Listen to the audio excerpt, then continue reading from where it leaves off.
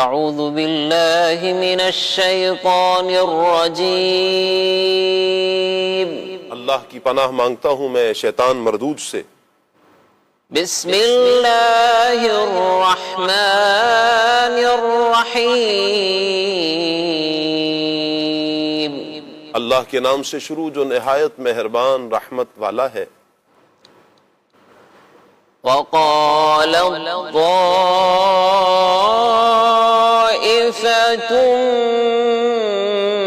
من أهل الكتاب آمنوا بالذي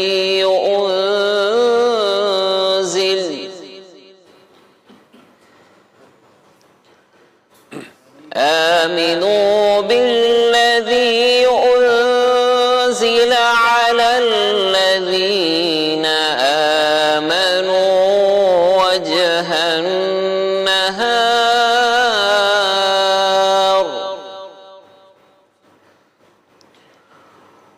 وجه النهار واكفروا آخره لعلهم يرجعون۔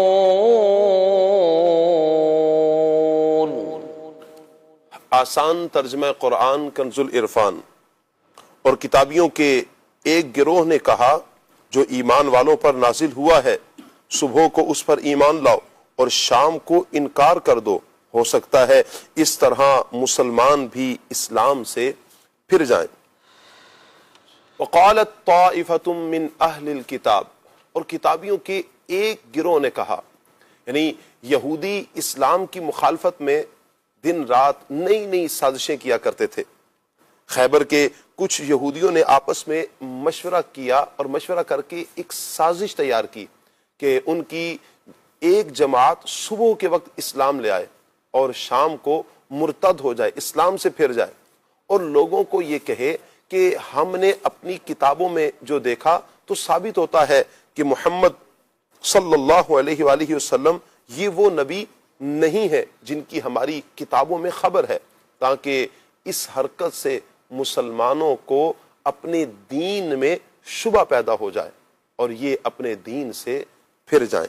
لیکن اللہ تعالیٰ نے یہ آیت نازل فرما کر ان کا یہ راز فاش کر دیا اور ان کا یہ مکر نہ چل سکا، اور مسلمان پہلے سے خبردار ہو گئے۔ اس بات سے باخبر رہنا چاہیے کہ کافروں کی طرف سے سازشوں کا سلسلہ یہ آج سے نہیں ہے، بلکہ یہ ہمیشہ سے جاری، یہ پہلے بھی تھا اور یہ ہمیشہ یہ جاری رہے گا۔ آج بھی ایسی سازشیں پکڑی جاتی ہیں کہ جھوٹی فلموں، جھوٹی رپورٹوں یا جھوٹی تصویروں کے ذریعے لوگوں کو اسلام سے معاذ اللہ متنفر کیا جاتا ہے، اسلام سے باغی کیا جاتا ہے۔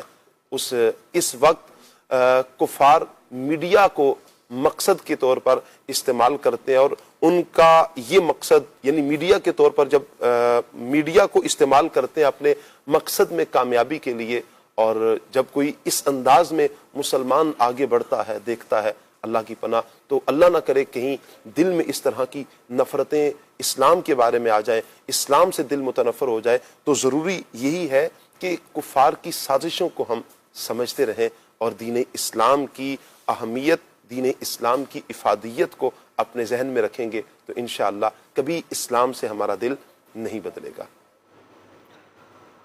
وقال طائفة من أهل الكتاب آمنوا بالذي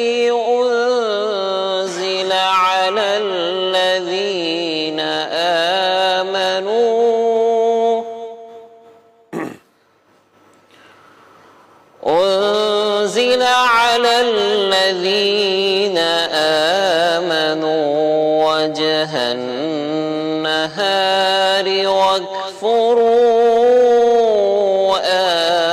آخره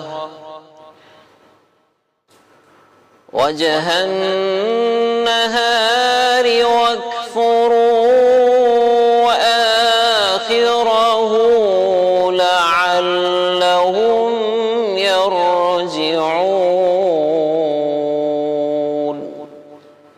صدق الله العظيم. जज़ाकल्लाह। अल्लाह